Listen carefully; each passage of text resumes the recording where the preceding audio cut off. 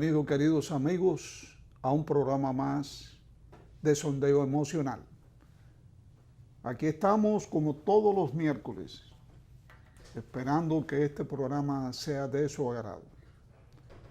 Hoy vamos a hablar sobre un tema que, aunque hemos tocado en otras oportunidades, debemos seguir machacando sobre él porque lo vemos a diario en nuestro país, y no solamente en nuestro país, sino también en el mundo. Y estas son cosas que debemos hablar para evitar que ocurran. Nos referimos precisamente al abuso infantil. El abuso infantil es algo que lo vemos a diario, que lo sufren en sus hogares miles, millones de niños alrededor del mundo. Y para que entendamos un poquito la gravedad de esta situación, vamos a llevar unas estadísticas mundiales para poderle, de alguna manera, hacer entender a todas estas personas que es un problema que lo tenemos en nuestra casa, que lo podemos tener en nuestra casa y lo puede tener cualquiera de nuestras amistades y no nos damos cuenta, y la familia. Se ha hablado mucho sobre el abuso infantil. Se ha hablado, pero lo que más se menciona es el abuso sexual. Y en realidad, a pesar de que el abuso sexual ocurre con muchísima frecuencia, hay otros tipos de abusos también que hay que ponerle atención y que se ven más frecuentemente que el mismo abuso sexual en los niños. Existen otros tipos de abuso. Existe el abuso físico, el abuso emocional, el abuso sexual y el abuso por abandono. El abuso físico lo conocemos todos, es aquel donde se le da golpes indiscriminadamente a un niño indefenso. Esto es un abuso de gran magnitud que no podemos de ninguna manera pasar por desapercibido. Aparece también el abuso emocional, donde de una forma directa, incisiva, abusamos de los niños emocionalmente. Los amenazamos, los amedrentamos, los perseguimos, los castigamos, y ese abuso emocional se convierte poco a poco en un trauma. En un trauma que muchísimas veces los niños no logran superar. Y después vemos en la edad adulta y hasta en la ancianidad se ven reflejos de todos estos abusos que se recibieron durante la niñez. Tenemos el abuso sexual, también muy frecuente. Vamos a ver en este programa datos interesantísimos que tienen que ver con el abuso sexual. Y tenemos el abuso por el abandono. El abuso por el abandono lo podemos ver muchas veces hasta en los mismos colegios. Vemos a niños que van mal vestidos, que van sucios, que van despeinados, que no llevan su merienda, que van con los zapaticos desabrochados o rotos, con mal olor en su cuerpo, que sus compañeros comienzan a quejarse de que fulano o fulano huele mal, que no se baña, que no le lavan su ropa, y este niño o esta niña comienza a sufrir. Esto se llama abuso por abandono. No se le lleva al médico, no se le da ningún estímulo los fines de semana. Cuando están en su casa viven enclaustrados, no lo sacan a ninguna parte, o si lo sacan, sencillamente van con sus padres a resolver problemas, pero no a divertirse, que es lo que debe hacer la juventud en esta época. Existen estadísticas mundiales y las vamos a señalar. ¿verdad? Se dice que existen de 2 a 4 millones, mueren anualmente en Estados Unidos por abuso y abandono. De 2 a 4 millones. Y 2 millones de niños son maltratados anualmente. Y 125,000 son víctimas de abuso sexual. Fíjense qué datos tan escalofriantes aparecen aquí en nuestras estadísticas a nivel mundial. 125,000 niños son víctimas de abuso sexual anualmente. ¿Cuántos tendremos en nuestro país? Aquí existe una ley que puede ser interpretada de muchas maneras, que cuando un profesional de la salud, cuando un maestro, cuando un sacerdote, un pastor o cualquier persona que sospeche que su niña o su niño pueden estar abusados de cualquier forma, pero especialmente el abuso sexual, debe ser reportado. Y hay medios para reportarlos. Hay líneas de ayuda que aparecen bajo este mismo nombre. Hay oficinas en el país que defienden la seguridad y la integridad de los niños y de los adolescentes. Y a esos lugares usted puede llamar en una forma confidencial y dar por lo menos la información de que usted sospecha que algo está ocurriendo. Una gran mayoría de las veces funciona, otras veces no funciona, porque nosotros hemos vivido la experiencia, y lo dijimos aquí hace unos cuantos meses atrás en un programa, de que había la seguridad en un edificio donde una joven estaba siendo abusada y que todos los habitantes del edificio, alarmados, daban por seguro que podía ser hasta su padre, y los mismos vecinos llamaron a instituciones, a instancias del gobierno relacionadas con estas situaciones y no hicieron absolutamente nada. Llegaron hasta ir al edificio, parquearon afuera sus carros, la ambulancia, la policía llegó. Y sin embargo no hicieron absolutamente nada porque decían que no tenían la autorización. Y en aquella oportunidad yo preguntaba si la autorización tenía que ser el cadáver de la víctima, como en otras oportunidades. Y citábamos ejemplos de una niña de 5 años que nosotros vimos en la sala de un hospital del país y pusimos y lo escribimos en el récord de la niña, que sospechábamos que había estado siendo o que estaba siendo abusada sexualmente y que posiblemente era un familiar o un vecino o un amigo de ella, de la familia. Y no se le prestó atención. Vinieron unos funcionarios de una entidad del gobierno, dijeron que no había problema, que la iban a seguir en su casa, se les dio de alta y días después la niña fue asfixiada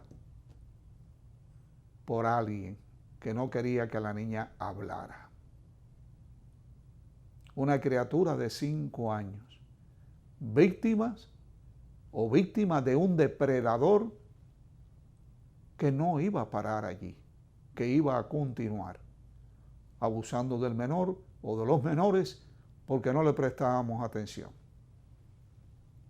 Cuando nosotros hablamos y señalamos estas estadísticas de que 125,000 niñas o niños son víctimas de abuso sexual en el mundo, estamos ante una cifra escalofriante.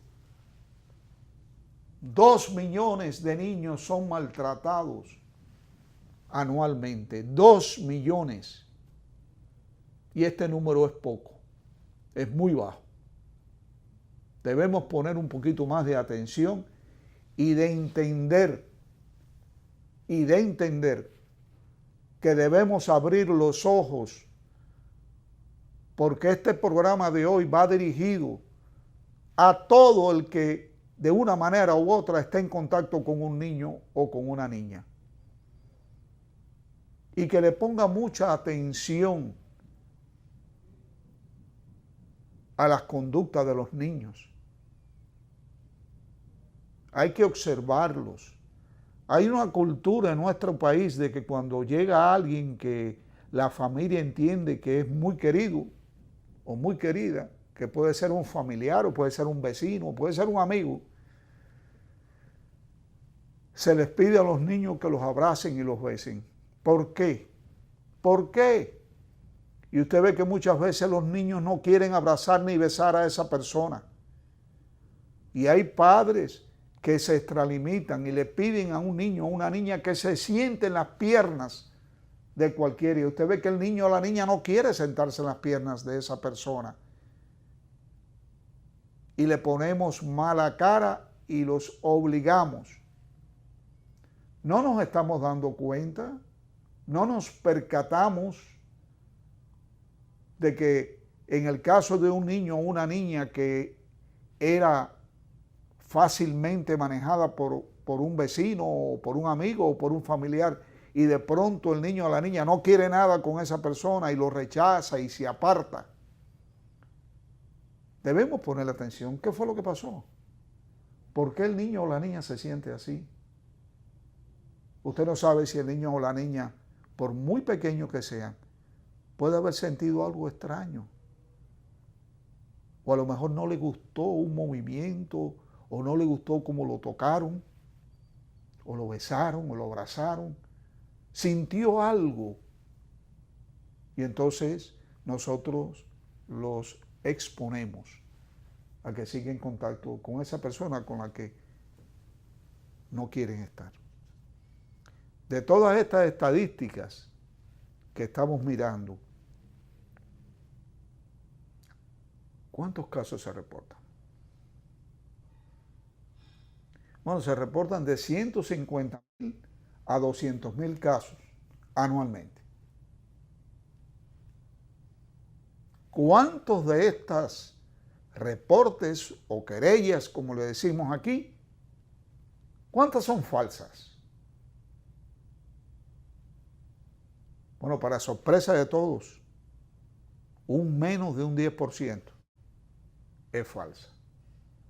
O sea que un 90% son verídicas. Están ocurriendo. Ocurren. Y tenemos la tendencia de no creerle a los niños. Ese es un abuso terrible, porque cuando en nuestro consultorio nosotros hablamos con personas que cuando niños fueron abusados o cuando adolescentes fueron abusados,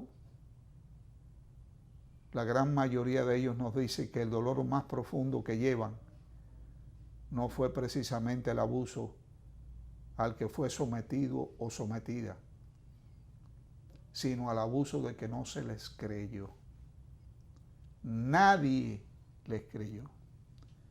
Tuvieron la valentía de decirlo tuvieron la valentía de expresar lo que le estaba ocurriendo, se lo dijeron a su mamá o a su abuela o a su tía, a su hermana,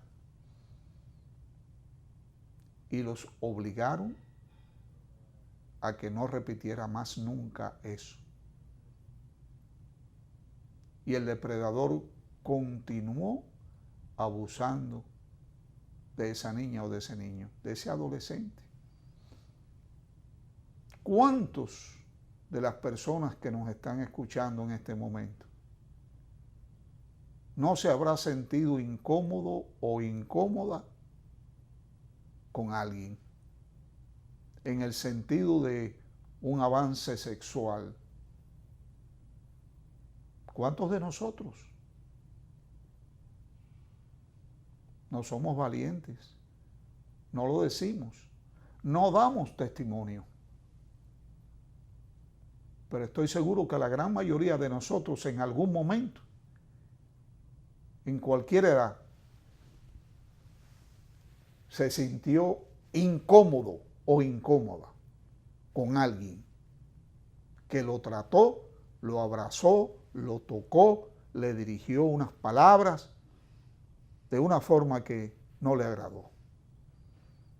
Eso le ocurre a los niños también. Entonces no le creemos. Los castigamos porque son niños. Son niños y nos están expresando lo mismo que puede expresar un adulto. No se sintió bien. Ya en ese momento fue abusado o fue abusada. Porque no tenemos que hablar aquí de coito.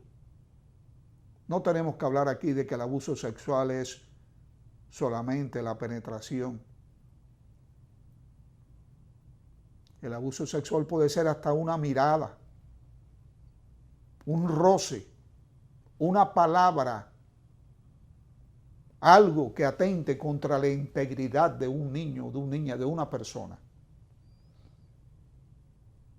Y entonces, no le creemos. Sencillamente los obligamos a que callen y que sufran. Miren las declaraciones de muchos niños que hoy fueron hombres, pero cuando fueron niños fueron abusados.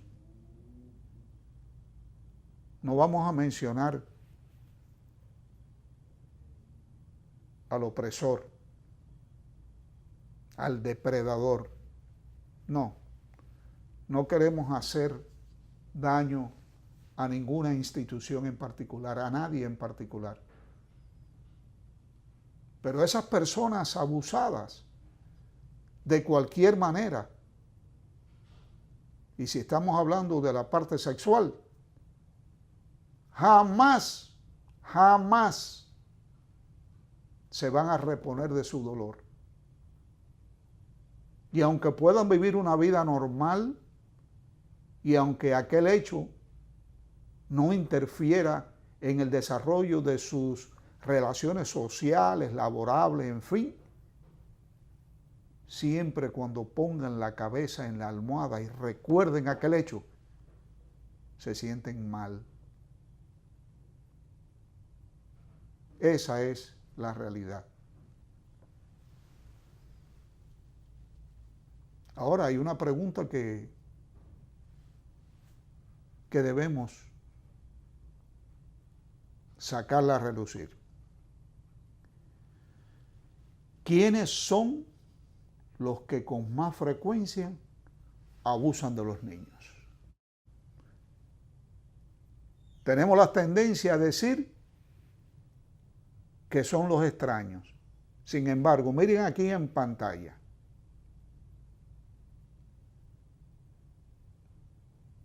Abusados por un miembro de la familia, un 50%.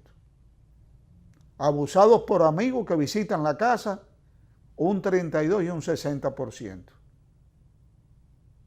Tíos y hermanos mayores, de un 16 a un 42%.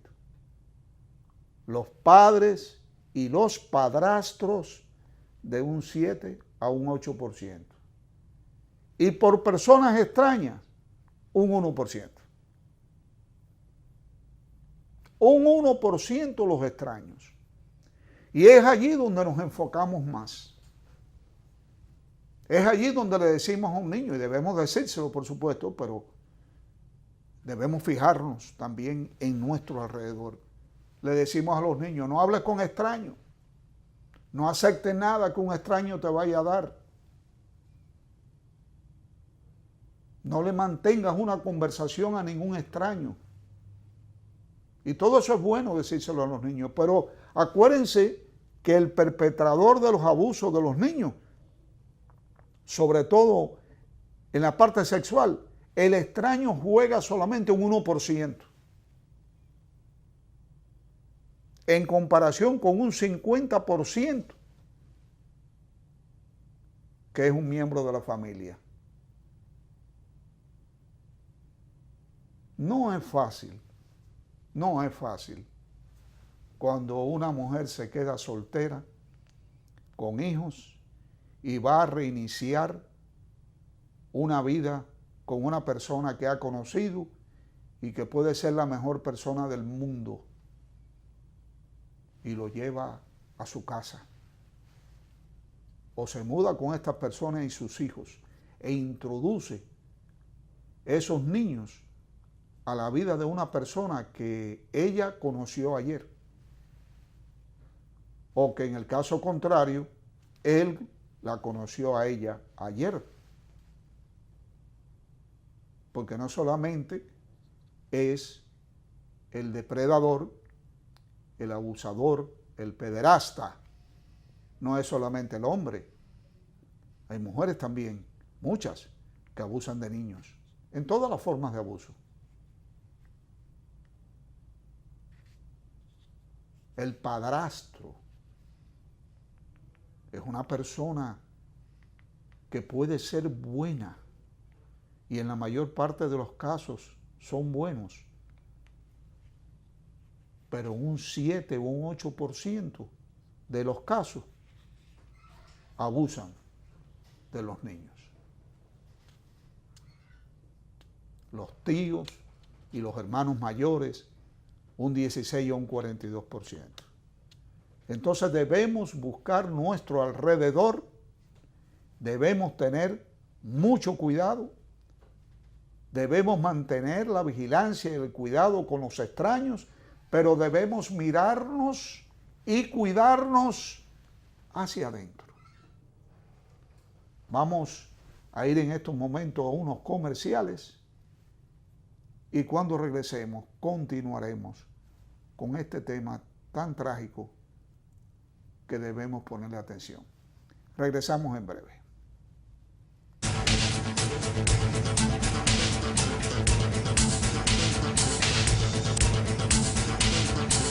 Bien amigos, estamos de regreso después de nuestra primera pausa y estamos hablando sobre el abuso infantil, la importancia que tiene para todos que nos mantengamos alerta y que pensemos que esto puede ocurrirnos a cualquiera de nuestros hijos, de nuestros familiares, de nuestros amigos, y que si nos mantenemos atentos podríamos ayudar a muchas personas, especialmente a los niños, y salvar una vida. Habíamos en el segmento anterior, habíamos descartado la posibilidad de que el depredador, o sea, la persona que más abusara de un niño, fuera un extraño. Se ve con mucha frecuencia, pero solamente en un 1%. No así el caso de los padres o de los miembros de una familia, que puede ser un 50% de las veces es un miembro de una familia, que un amigo deja un 32 a un 60%. Fíjense que un amigo no es un extraño. Un extraño es una persona que usted no conoce, pero un amigo es una persona que tiene acceso a llegar a su hijo, a su hija o a su casa y abusar calladamente. También teníamos el caso de los tíos y de los hermanos mayores, que hasta un 42% de las veces son ellos los abusadores. Y finalmente los padres y los padrastros. de un 7 a un 8% de las posibilidades. Entonces, ¿cuáles son los tipos de actividades sexuales usadas? Bueno, pues de un 13 a un 33% tocan los genitales de la víctima. Un 16 a un 29% el coito. Y un 3 a un 11% el sexo oral.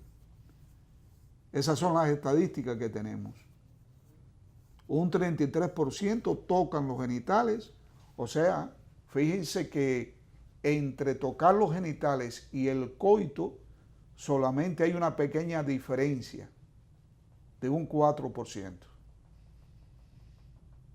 Y el sexo oral está entre un 3 y un 11%. Sabemos que le enseñamos a nuestros hijos las partes privadas. Pero las partes privadas de nuestro cuerpo, de los cuerpos de nuestros hijos, de nuestros niños y niñas, son todas las partes. Todo es privado. Nadie debe tocar ninguna parte del cuerpo a un niño o a una niña. Y es bueno que nos enfoquemos en los genitales, pero también debemos decirle que nadie debe tocarle ninguna parte de su cuerpo, ni siquiera un cabello.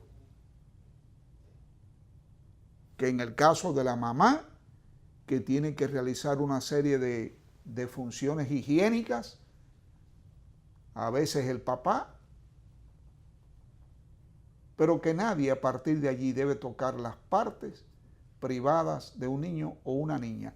Y en la educación norteamericana, en la educación sexual norteamericana, se agrega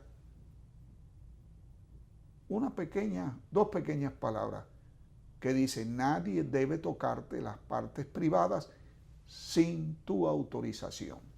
Sin autorización. Desde el momento que una persona toca cualquier parte del cuerpo de otra persona sin autorización, se puede estar cometiendo un abuso. Porque yo no he dado la autorización de que tú me toques el cuerpo. Y eso es ya un abuso ante los tribunales. Las edades. ¿Qué edades son las más frecuentes? Ahí la tenemos en pantalla. El 25% debajo de los 8 años de edad. Y este riesgo aumenta un 12% entre las edades de 9 a 12 años. O sea que los niños por debajo de 8 años de edad están 25 veces más expuestos, o un 25% más expuestos al abuso. Y que a medida, contrariamente a lo que piensan muchas personas, que dicen: no, ya él tiene 10 años, o ya tiene 11, ya él se sabe cuidar, o ella se sabe cuidar. No, no es así. Las estadísticas nos señalan que este riesgo aumenta en un 12%. O sea, además del 25%, un 12% más entre las edades de 9 a 12 años. O sea que toda la etapa de la preadolescencia está plagada de peligros, de abusos contra los niños. Ya cuando un niño tiene 13, 14, 15 años, sabe cuidarse mejor. Está quizás más alerta de todas estas situaciones. Pero no es que está exento de que pueda ocurrirle o no. Por eso debemos mantener no un ritmo cansón de estar constantemente alertando a los muchachos en ese sentido, porque como ellos a medida que crecen, creen que se las saben todas. pues te van a decir, ay papi, allá vienes tú de nuevo con este comentario. Ay mami, déjame tranquila. No, una vez que usted le ha explicado bien, una vez que usted se ha sentado con ellos y le ha enseñado cómo cuidarse, cómo deben cuidarse, están los reforzamientos. Los reforzamientos puede ser un comentario cualquiera de un hecho. Usted toma el periódico y ve que ha ocurrido algo en el país relacionado con un abuso sexual o con un abuso infantil. Léaselo a sus hijos. Siéntase sorprendido o sorprendida y dígale, pero mira qué barbaridad, mira lo que ha ocurrido. Pobre niño, mira lo que le pasó. Y mira quién fue. Fue el tío, o el padre, o quien haya sido. Muéstrese asombrado o asombrada y observe la actitud y la respuesta de su hijo o de su hija. Eso es muy importante. Y así usted le va manteniendo fresco en la mente como un reforzamiento positivo sin llegar a ser cansón, repito, que hay que cuidarse, que hay que tener cuidado, que no se puede confiar en nadie y que cualquier cosa que se sientan incómodos con cualquier persona, en cualquier situación que no estén bien, en algún lugar que no quieran ir, a cualquier persona que no quieran tratar, lo puedan hablar con nosotros y asegurarles que le vamos a mantener la confidencialidad y que los vamos a cuidar. Y sobre todo que le vamos a creer. Porque, repito, una cantidad enorme de adultos que fueron abusados cuando niños nos dicen que lo que más le dolió fue que no le creyeron, que se lo dijeron a la madre o a la tía o a la abuela y no le creyeron. Al contrario, en muchos casos los reprimieron.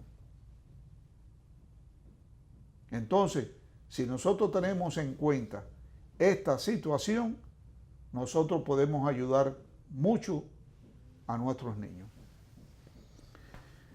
Cuando una persona llega a nuestro consultorio, los psiquiatras tenemos como costumbre el valorar a la persona íntegramente, como un todo.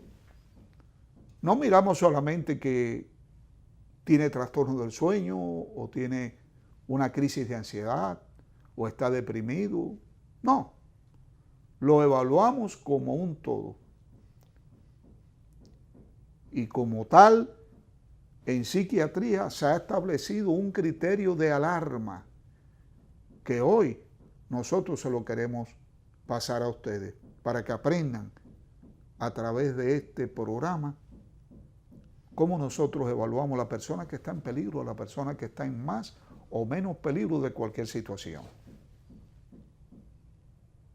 Los psiquiatras somos llamados muchísimas veces a los hospitales para evaluar un paciente y cuando terminamos la evaluación decimos hay que ponerlo en lo que los americanos le llaman suicidal watch, en precauciones, en medidas de precauciones suicidas. Y las personas nos dicen, ¿cómo usted sabe eso, doctor? O en muchos casos decimos, este paciente es posible que tome este camino.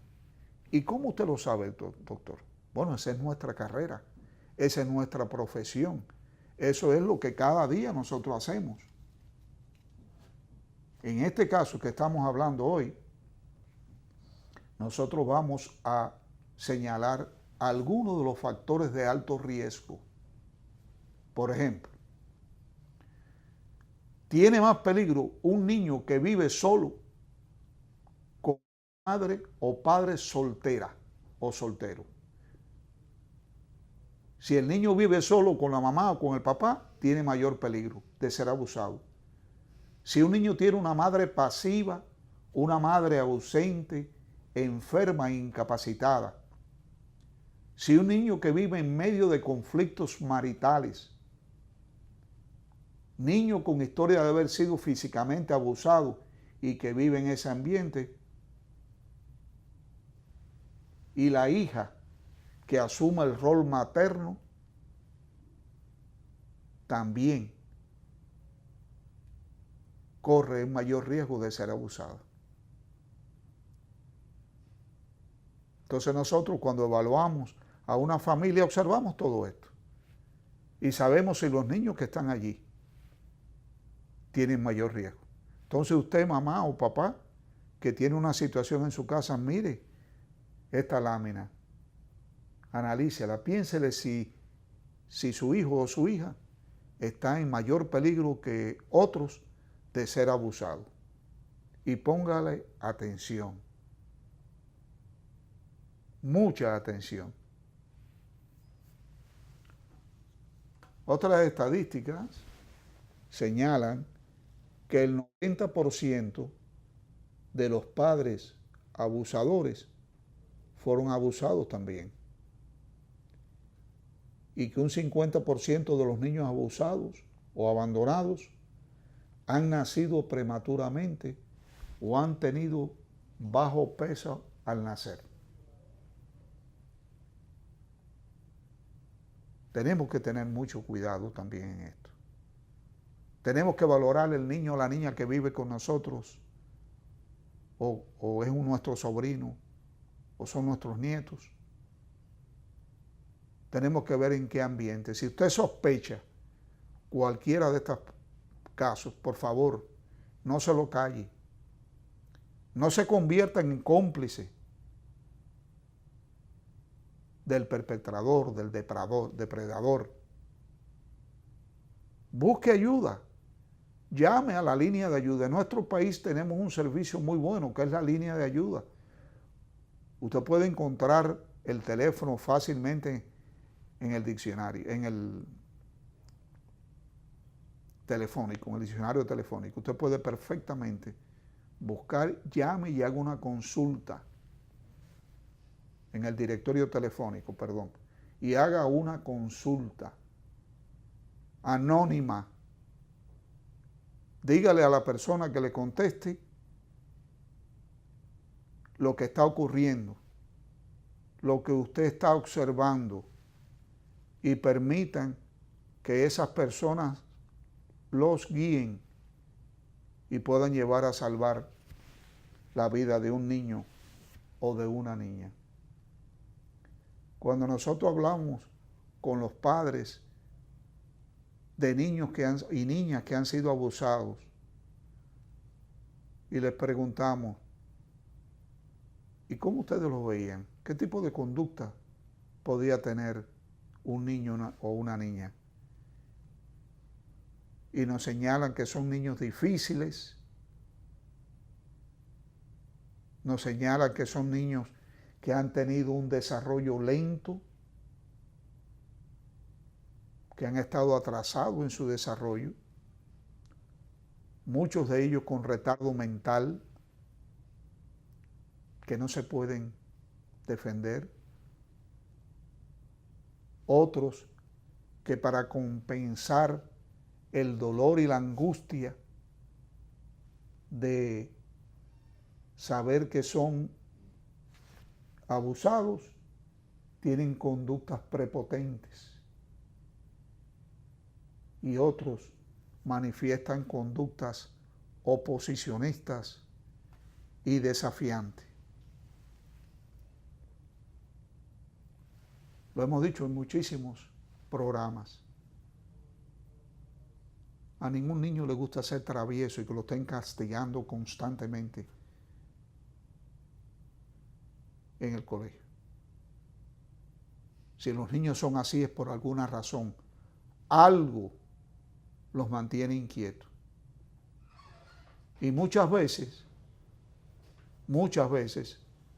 al investigarlos y al descartar la posibilidad de que haya algo orgánico que lo lleve a esto, lo que aparecen son cuestiones puramente emocionales que le hacen daño. Vamos de nuevo a los comerciales finales y al regreso continuaremos hablando sobre el abuso infantil y las conductas que debemos tener presentes para ayudar a nuestros niños. Volvemos inmediatamente.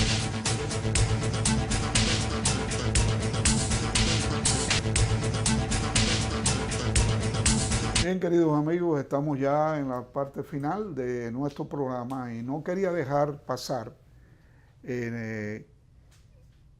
hacer una aclaración, o más bien externar, que la forma de abuso más visto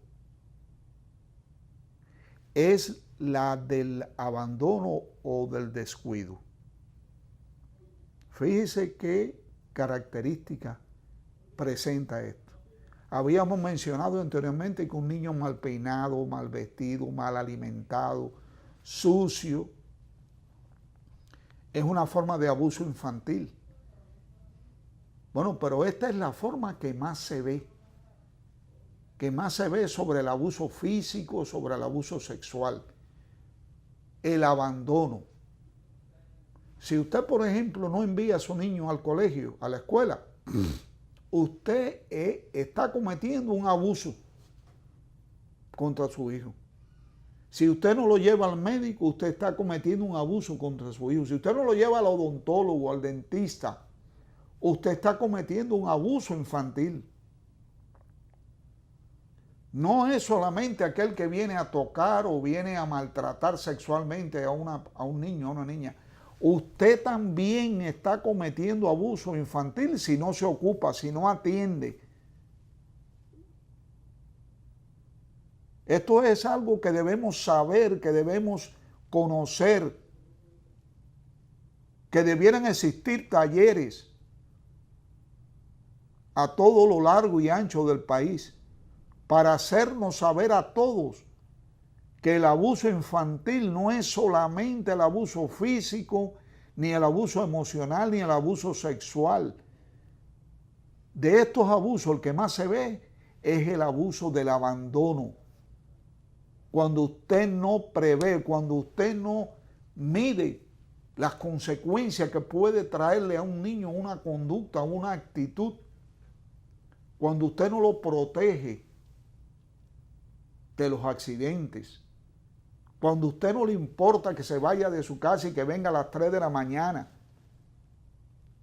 o un niño que sale de su casa de 8 o 9 años y usted no sabe dónde está, eso también es abuso de abandono. Y es el caso que más frecuentemente se ve. La protección médica, la protección educativa, educacional. Volvemos y repetimos, si usted no está mandando a su hijo al colegio, si usted no está mandando a su hijo a la escuela, usted es un abusador y una abusadora infantil. ¿Qué le parece? Debemos prestar mucha atención porque podemos estar cometiendo actos sin saberlo. En el abuso sexual intrafamiliar, eso ocurre con mucha frecuencia. Está la fase del acercamiento, donde el familiar se le acerca al niño, en una relación que él le dice, mira, nuestra relación es una relación especial, es una relación bonita, y lo engatusa y lo engaña, y va creando una fase de interacción donde comienza el abuso físico y después comienza el abuso sexual, con tocarlo, con acariciarlo, con decirles palabras que tienen un doble sentido. Y después, cuando ya se comete el abuso, dentro de lo que se llama el abuso sexual intrafamiliar, vienen las amenazas. La mayoría de estos niños y estas niñas no hablan, que son abusados, no hablan, porque tienen miedo, porque el depredador les dice que va a hacerle daño a su mamá o a su hermanito o a cualquiera de ellas. Nos falta muy poquito tiempo, pero quiero señalar también que todos nosotros le pongamos también un especial interés a una persona que puede ser un abuelo, puede ser el padre, puede ser la madre. En este caso vamos a hablar de la parte masculina. Cuando un papá se vuelve muy posesivo con una hija o con un hijo, y usted ve que lo está protegiendo constantemente, y todos nos damos cuenta de que qué le pasa a fulano, por qué es así con su hija, por qué tantas atenciones, por qué tantas ñoñerías, por qué tanta secretividad, por qué tantos abrazos, por qué tantos besos. No quiere decir que un papá no pueda besar y abrazar a su hija, claro que lo puede hacer, y es muy bonito, y es una muestra de amor exquisita, pero cuando ya es demasiado, cuando el entorno donde viven estas personas se vuelve que nadie comprende lo que está pasando, ojo, ojo, porque puede ser una fase de una relación donde va a ocurrir un abuso sexual. En muchos casos se ve que se interfiere en las amistades, que no la dejan compartir con sus amistades, que hay alguien de la familia que es muy posesivo con ella o con ella. En estos casos también hay que ponerle atención. Hemos tocado este tema con la mayor profundidad posible dentro del tiempo que tenemos, pero es importante, muy importante, que todos nosotros estemos alerta para que por lo menos en nuestro país, en nuestra familia, en nuestro círculo de amistades, nuestros hijos, nuestros nietos, nuestros sobrinos, nuestros familiares, todos vivan seguros y no tengan que sufrir el terrible trauma de no haber sido protegidos cuando eran niños o adolescentes. Gracias por su sintonía. Nos veremos de nuevo la semana próxima a la 1:30 de la tarde. Nos vamos, pero como dice nuestro querido amigo y productor del programa Sondeo, Luis Encarnación, nos vamos, pero nos vemos. Hasta entonces.